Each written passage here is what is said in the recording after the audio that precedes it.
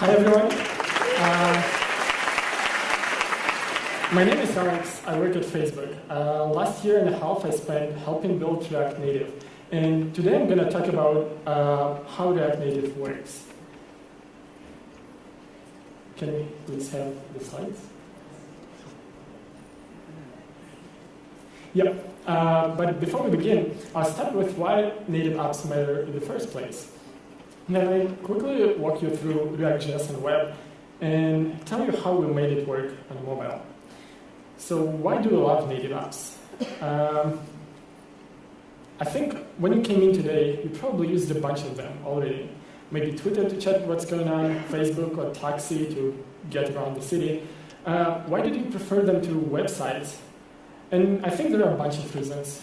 And first, native apps provide great user experiences. They're fast, responsive, they can handle complex gestures and deliver smooth animations.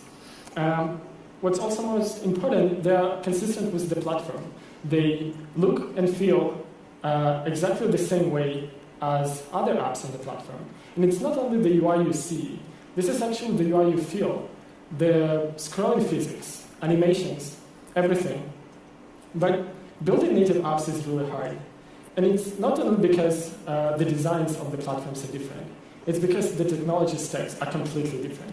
So you have different programming languages, different frameworks, tools, best practices, memory management, threading, networking, everything is completely different. And when you build one app for one platform, it's actually really hard to build up for another platform because you have to start from scratch. There is nothing you can share between those two. And as apps get bigger and bigger, the iteration speed gets slower because now you have to recompile and deploy your app before you can see your changes.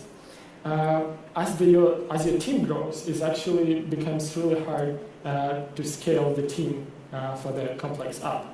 And I assume most of you are web developers here, and you're probably laughing at this point. Web got this right. Web has figured it out. You have HTML, CSS, JavaScript that run on mobile, desktop, refrigerators, anything. And it's basically the same code and technologies that can run on all these platforms. F5 and Command R are the gods of the web development. You basically, the workflow is usually you make a change and hit one button to see your result, almost instantly. And also, we have tools and libraries that help us scale to hundreds of developers, billions of users. React is just one of them. But if you put a web app on the phone, it just won't feel that great. It's really hard to provide smooth user experiences. They're just not designed for these complex gestures and animations. And it's impossible to embed native widgets inside a web page. And all these disadvantages apply even if you have a native app shell and a web view inside it. It's basically the same technology. So what if you could use awesome development experience that we now have on web and apply it to build amazing native-feeling applications? So this is what React Native tries to solve. Now, how many of you have used React before? Nice. Don't worry if you haven't, I'll cover the basics. So React makes us reason about our UI as a pure function of data. And this is a really important concept. This function is pure, and I mean by that it returns always the same value for the given input, and it also doesn't change anything in the outer scope. It doesn't access or change the globals. So let's take a look at an example. Let's say we're building this simple app. It's called Counter, and user logs in, and they can press +1 button to increment the counter. So in React terms, the UI is a function of this data, and in this case, data is just count. So we can implement it like this. UI is a div that wraps a span and a button. Right? This is how it looks in React. We call this function render. It just returns a value. And further in this presentation, I'm going to use the following representation. They're equivalent. This is just a syntactic sugar that React adds on top, because as the components grow, it's much easier to read in this form. Another thing to note here is that it's not HTML. This function returns what we call a virtual DOM. This is the description of our UI. Now, if this is only the description, how do you update it? And on mobile and web, all these frameworks force you to manage the UI yourself. So you have to manually find the element on the screen and then update it. As the app gets bigger and bigger, this becomes really complex.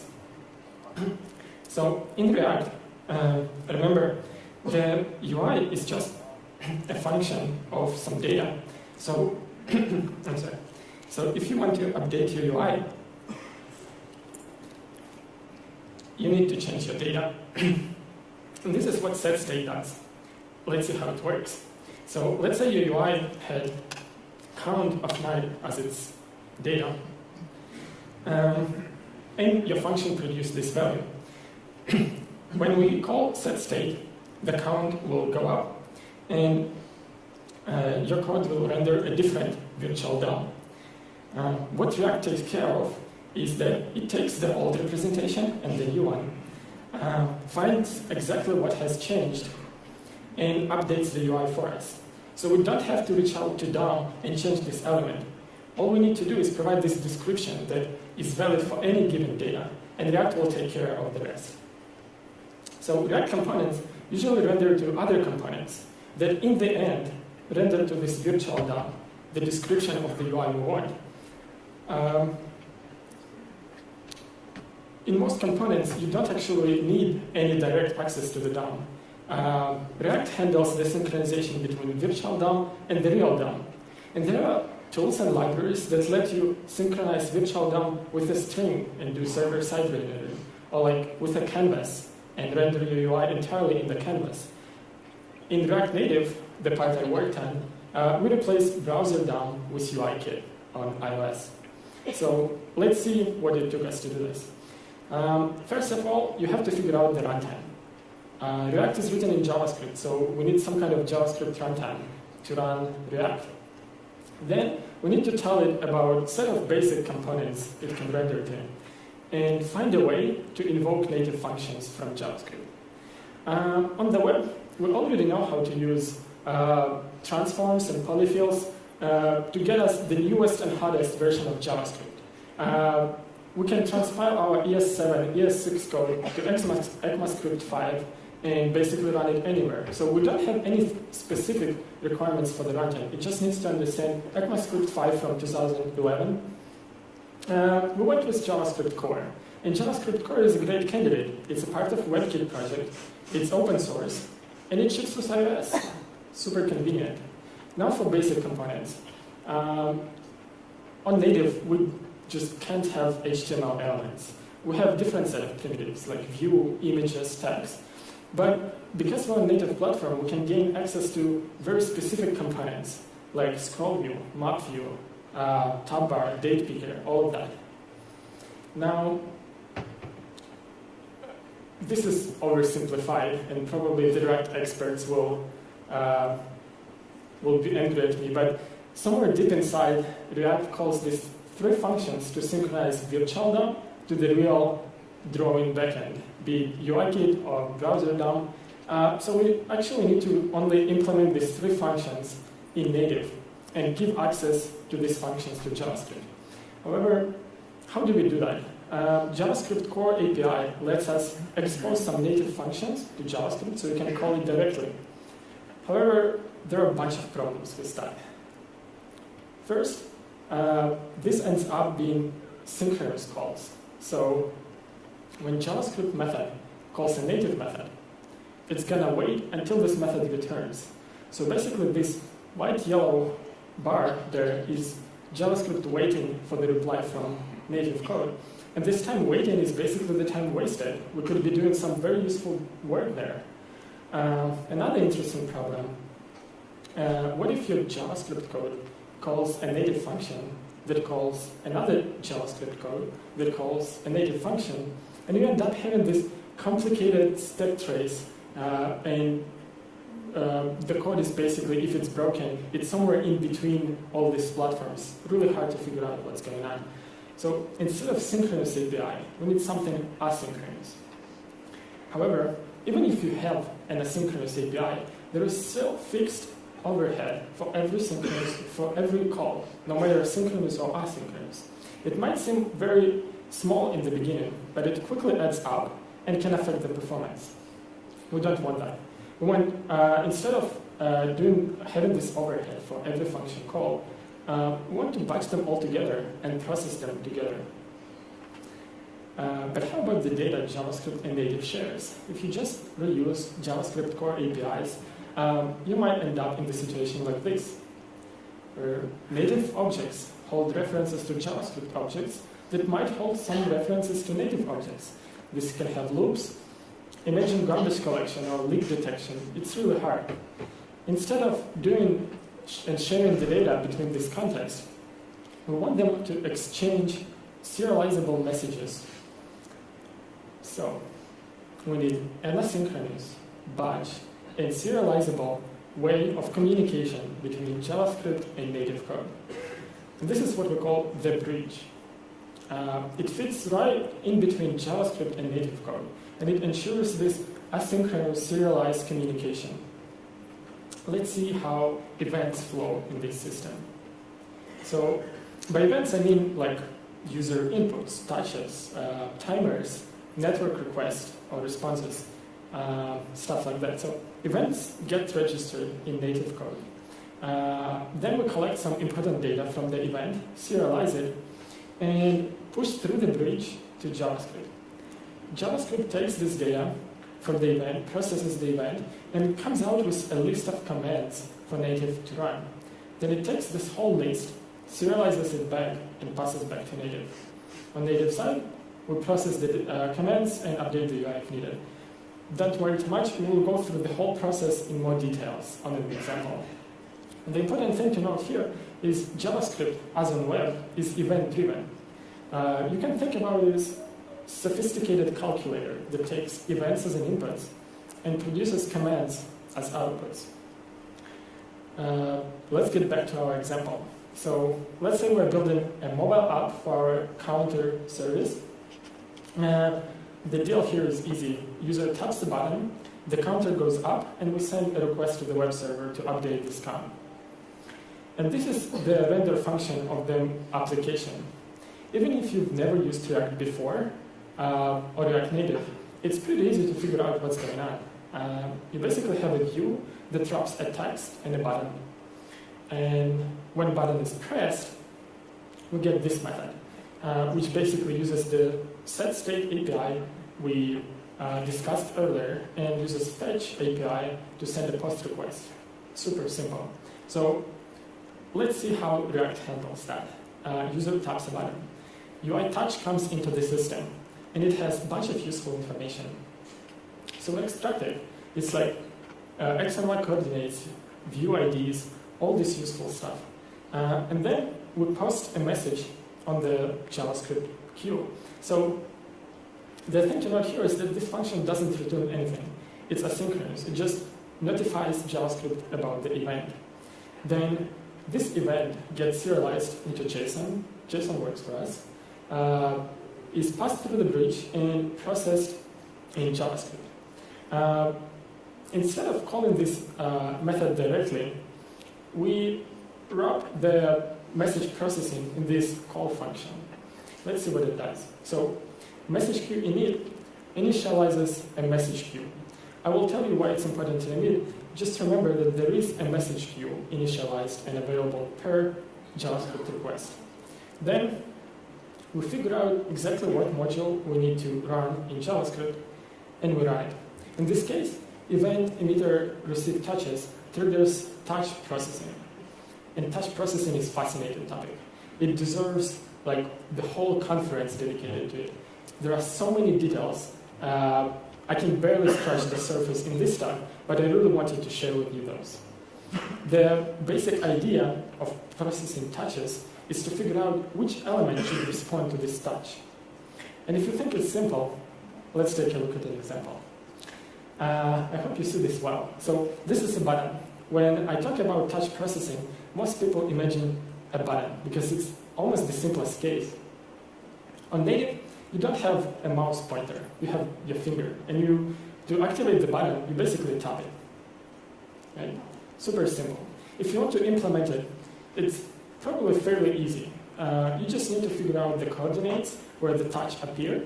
And if it's inside the button's coordinates, then the touch is considered a button press, right? Very simple. However, mobile platforms provide more than that. Let's take a look at this example. So when we tap a button and slide the finger away and lift it, outside the button, the touch is cancelled. Another important thing here to notice is that button provided you instant feedback on whether it's active or not. So it was highlighted when it was going to trigger the touch. However, as you slide it away, it unhighlights. This is a very small detail, but it's really important.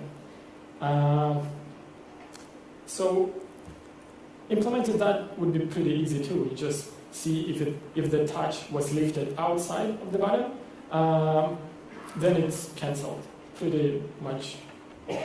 But then scroll view comes in and screws everything up. All our assumptions are wrong. In the scroll view, when you tap and drag the button, it actually activates the scroll view. And the touch on the button is cancelled. Another example, scroll view is scrolling and then you tap exactly the coordinates of the button. However, animation stops, but button is not activated. This is small details. You might think it's not important. However, your brain learns how this stuff works on mobile. And I think iOS got it really well. And now, as you learned all of these details, when they're missing, something is wrong. It's a weird feeling. You don't know what's wrong, but it just feels weird. The app is crappy, and something is wrong. And implementing this is also pretty tricky. You can write a code that deals with scroll use and buttons, but the reality is you never know where your component ends up in the hierarchy. It can be in a scroll view, that can be nested within another scroll view, that can be nested in another element that supports some gestures. So we kind of need a system here that would make these components behave friendly with each other. And that's what we call a responder system. This thing lets components implement a bunch of methods to negotiate who is going to respond to the user inputs. And it's really flexible. This is just a part of the methods that you can use. And it lets you do crazy stuff. However, most of our apps are focused on very simple interactions, like touchables. And React ships with a couple of predefined components that can wrap other components and add them touchable properties. So all of these, if you wrap your component inside one of these, it will be accessible via touch. And all you need to do is implement onPress. Super simple. So you get the simplicity and the power. Let's get back to our example.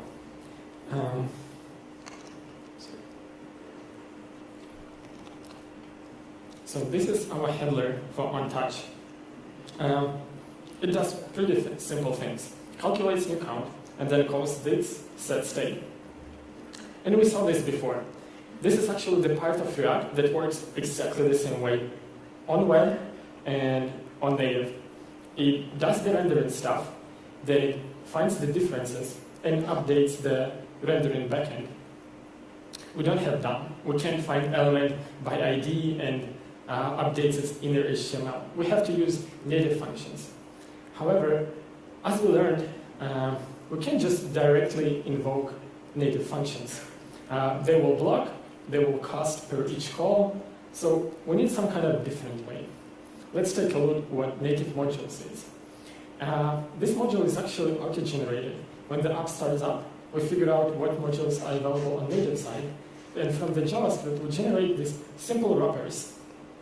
All they do is they take method and module name along with all the arguments, and they put it in the message queue. Remember the message queue when you initialize it in the beginning of the touch processing? So this is it. We store all these calls on the message queue.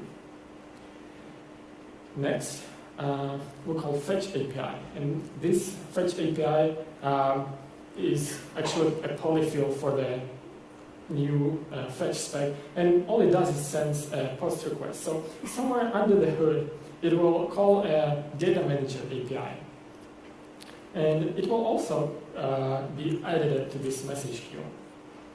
Now, in the very end, we return this message queue, which will get serialized and passed through the bridge to native side. Data manager's implementation is pretty simple. It just sends a post request. So we'll take a look at the more interesting one, which is UI manager.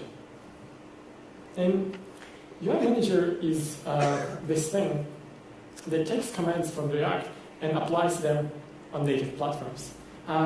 However, it might run on the background thread, so it schedules an operation on main thread, and you can update the UI on mobile platforms only on the main thread. So it schedules an operation on the main thread where it will find the element we needed and update its value. Note that this is happening automatically. The developer doesn't have to worry about that. All you need to do is to have this render function that tells React what you want, and React will figure out how to do that. So in the end of the processing, UI manager will mark these UI elements as dirty. And this is where layout system kicks in. After all commands have been proceeded, layout system walks through the tree and figures out what changed and recalculates the layout. And layout is another fascinating topic. To just get you interested, I will tell you that this is written in JavaScript. It can be transpiled to C in Java, and it's unit tested against Chrome implementation. You can take a look at on the GitHub project. The way it works is it takes inputs as this set of rules, and it calculates basically frames for our UI elements. So in the end, what users see is pretty simple. They tap a button, and the UI updates. But now we know that under the hood, all events are routed through JavaScript, and JavaScript is actually driving all these interactions and all the UI. So what are the benefits? Why it's so much better than just normal synchronous calls? Turns out this is really fast. So this is my desk in Menlo Park. We have printed this mean 60 FPS sign to just get us motivated. Let's take a look at this diagram flow once again. First thing to note is that if JavaScript ends up calling several native functions, they will be batched together and processed all at once, which is pretty good. Another interesting thing is only these two might need access to main thread. Everything else can actually run on the different thread and utilize more CPU cores. Another cool thing about this runtime is that the boundary, the bridge, is fully serializable. So you can basically record and then replay all the messages and do some performance testing or like correctness testing. We're also very flexible about JavaScript runtime. When we talked about this bridge, we assumed we're kind of in the same application, but we don't have to be. We could store and run JavaScript in another process and communicate with it through inter-process communications. This is actually how our Chrome debugger works. A really nice trick. So all JavaScript when debugging in Chrome is actually running inside this Chrome page. And Chrome attaches its debugger to the page and provides all these awesome features, but React actually connects with the browser through WebSockets and transfers the messages back and forth. So if you don't believe me, open this Networks tab on the Chrome debugger and see all the messages I've talked about. This is the communication between native side and JavaScript side. So when React Native was announced, many folks got truly excited about the possibility of downloading code. But do you want to see something cooler than that? Yeah. Ooh, okay. This is a React Native application. The same application we talked about. Its JavaScript code is actually hosted on Heroku somewhere in the cloud, I don't care, and it's running in Node environment. the native code actually runs on my iPhone, and they talk to each other via WebSockets. If you want to see this demo live, come find me on the coffee break. But basically what's happening here is that all JavaScript is executed on the server side, and the client side only responds to these commands and updates the UI. So basically streaming our application. However, in the end, the batch bridge is a nice abstraction and nice tools for React to be performant on mobile. However, it's not the point. The point of React Native is this. Is the fact that you can express your UI as a function of some data, and React will take care of the rest. That's all I have. Thank you.